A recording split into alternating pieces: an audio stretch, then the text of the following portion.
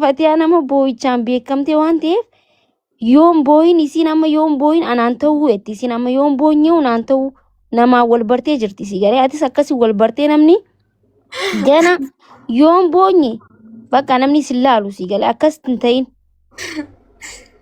Wallahi amala namatti taaboo bareeduuti yaa wallahi dhuguma bar. Dhokadhu boy namni numa boonyaa barnutis yoo boonyis garuu dhokanneetuma boonyigis takka takkas miidiyaa irratti takka takka miira keessa seenanii boo'uun numa jirti garuu gisee hunda boo'uun rakkadhee ifna jibbisiisee akkana godhatta kun akka waan jaalalti si keessa maramtee arrana dabbaraa jira maal jechuun arrana dabbaru jira arra sirriin jiru akkana ittee viidiyoo poostiin godhiin kana booda. Ammaaluma taate jeetuma laalee firraa callisa gaaslaa haasawni kiyya. Samirratti hafaa gisee hunda ishuma jaanii hafaa. Inafu kana booda bakka inni isaanii koosiin dhagaa bar. Sirriittis dhagaa. Ooyee. Akkam nagaa oltanii? Akkam nagaadhaa buusa. Maki jabduu teenya dhugaa rabbi osoo teenya ta'uu baatte inni dhaabna turree baga teenya taate duraan dursa buleetti teenya maki dhugaa hedduu galatoome. Muciyyoo tana guddisuu keessa sadarkaa kanaan ga'u keessatti qooda guddaa fudhattee bakka kanaan qaqqabdee turte. Muciyyoo tana osoo naannummaa wayii qabaattanii aantummaa wayii qabaattanii waanta isaanii taate jechillee jedhu ni dhaga'ama silaa. Osoo akkas hin taane oromummaa takkaa bira dhaabbattee bakka kana qaqqabsiisuu keetiif wallaahi ati dhugumatti gootittiidha. Nama gartee na argaaf dalaga osoo hin taane osoo na argaaf taate nama biraa bakka kanaan qaqqabuu dandeessa jechuudha. Akka namummaatiin yaaddee muciyyoo san bakka san keessaa fuutee sadarkaa kana ga'uu kan keetiif waan guddaa ammallee deebitee ergaa natti dabarsaaf jirtu kuni ergaa cimoodha. Isii qofa osoo hin taane namoota waan akkanaa kana dalaganiif illee gaariidha. Biiftuu dhugaadha. Jechi makiin jettee ati immoo nama jabduudha. Umriin kan kee umurii ijoollummaati. Akkaawuntii kana jabeeffachuudha qabda. Akkaawuntiin biizinasaatii fi akkaawuntiin hawaasni ittiin si beeku wal adda ta'uu qaba. Hojii kan kee hojii biizinasaatii wal qabate ittifaaqni keessa yookaan waliigalteen keessa yoo akkas taate san hin beeku yoo akkas hin taane immoo akkaawuntii kana ofuma duuba qaachaa akkaawuntii daldalaa yookaan akkaawuntii waan kana ittiin dalagu yoo baafatte gaariidha. Makiin jechoota tokko siin jetteetiin turte hojii kana qofaadhaa miti gatii hojjettu garte tokko si ta'uu danda'a tokko si ta'uu dhabuu danda'a. Inni irra guddaan kan ittiin si jiraatu hawaasni ittiin si beeku akkaawuntii kana isa kana jabeeffachuu qabda jechuudha. Hawaasni illee kanaan si beeka.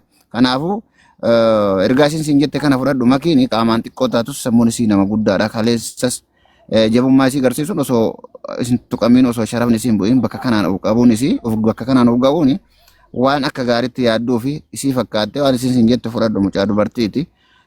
Kanaaf baga gammaddee akkaawuntiin kee baga sii deebi'e garuu gaafati boottu gaafati miira keessa seentu siif barreessuu baannus wal arguus baannus miirri keenya ni tuqama. Maaliif karaati keessa darbitee bakka dhufteetti bakkee kana qaqqabde waan beeknuu fi akka keessi keenya hin tuqamne atilleen bakka marganii gabbaaniin bo'an dhugaa jette makiin namni gubata hin qabne hin jiru namni laalaa hin qabne hin jiru akkuma laalate sanitti namni nama jalaa dabeetiin laalaa san ofirraa xuruurata waan taateef ati jabduudha yeroo ammaa kana keessatti eenyuyyuu bakka buutee eenyu sagalee ta'uu dandeetta obboleettiitti jalaal xiqqaattullee jechu kanaaf makiin galatoome jechuu barbaada akkuma isin siin jette kana godhee akkaawuntiin kun akkasii jalaan miidhamne beeksifni ati beeksiftu kuni akkaawuntii daldalaa walirratti waan hidhaan jirreef si jalaan miidhamuu danda'a.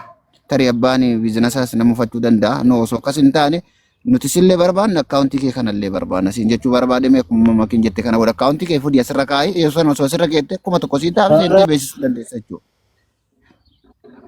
Akka anis kana booda kanaan beeksisan hojjedhu akkuma isin jettan akkaawuntichi beeksisaanii miti kan beekame durumaa'u qaldiiwwan garaagaraa akkasuma immoo isin jedhanii gisee laayifii ittiin hangalaa laayifii jechuun koomishiniidha sila naa kaffalamuuf hojii koo dirqama hojjechuu sila hin qabuuf laayifii gisee tokko kanaan hangalaa amma sunnaa baratamutti jechuudha. Sana booda sana immoo poorufaayilii hojii irraan kaa'a ittiin hojjedha beeksisawwan garaagaraa asirratti nan poostotaa. Akkaawuntii guddicha fuudhee achi keessa nan kaawwadha sanaan immoo hojii nan hojjedha jechuudha. Garuu ammaaf silkiin qabu waan ta'eef amma silkii bitadhutti akkas xiqqoo ishii wallaalaadha malee odoo silkii lama qabaadhe okeedha. Garuu immoo ayyaawwan reefuun hojii galis illeen waan tokko sila dura bu'ee silkii dura wantoonni na barbaachisan waan jiraniif isaan isaas sana mimmijeeffachuudhaaf silkii bitachuu dhiise malee too silkii bitadhee rakkoon qabu ture wal akka nuun haalaan ta'u akka ammaa kana tiktookiin immoo hin beektu kaa faranjiin akka feete isa gooti sanaa fi Ina sakaakalama waan hundumaa gara fuulduraatti immoo ganaa kana wal sakaakalee hojii irratti illee jabduu ta'e argamu silan barbaadu fan gisee baay'ee beeksisa ittiin gaddisa. Namoonni baay'een kana dura midayyoon tun hojjettee nyaatti amma nani harka kiyya qabaa jedhee harka ofirra laalu dirasiitti jechuun amilee koo tuqaa waan tureef sanarra dhaabbadhee nama hojii kana beeksisaanillee karaa laayifillee gisee baay'een ijoolleen waa dhufanii itti qalladannaan haara maaliif gisee sa'aatiin hojii hojjedhu maaliif kaleessa harka qabdeedhamee sila yaadameef akka kiyya sanatti agarsiisuudhaaf waan ta'eef hojii kiyya irratti gisee hundumaa xiyyeeffannoon godha. Gisee kamiyyuu jechuudhaan ammoo famasi gurguddaa birallee yoo deeme mana maakillee ol naqee beeksisa qonnaa bunumaan beeksifadha. Oduu ammaa kan jinaa sa'u nama gastii ragalchee meeshaa nan gurgura. Maaliif kaleessa harka hin qabdu dhiyeessilan beekameef harki kiyya sun akkam akka hojjechuu danda'a baranii kanan akkas godhu. Naa sana amma immoo akkaawuntii hojii nan banaa Oromoon immoo na jaalatu dhugaa akkaawuntii bireetiin illee gaafa galu nama 600 ta'ee taa'aa ture. Anasuutiin illee gaafa galu nama meeqan haala taa'aa ture naanu ndee nama ammana guddatee jedhee amma nuuf laalu dirasiitti na oofanii na galatooma dhugaa jecha saniin qabu. Baay'ee sin jaaladha baay'ee sin galateeffadha uummata kunaaf jiraadha.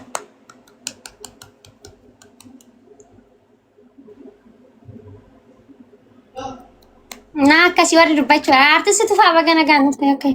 Ye waa xiqqoo dubbadha illee dubbachuu fi dandeettii illee baay'ee hin qabu. Garuu jechuun namoonni hedduun jalaallee warri barreessanii gubbaarraallee namoonni kamtuyyuu waa'ee keessii gammadaa jiru natti fakkaata mana argutti jechuudha. Kan jechuun maa jechuudha jajjabina siif ta'a. Ijoollummaan yaa'u qabaachuu dandeessa ijoollummaan si daguus danda'a wanta hundumaa irraanfachuus dandeessa. Chaalenjiin yeroo sitti baay'atu si gaddi sitti dhagahamuu danda'a akka maakiin fasiin jedhani.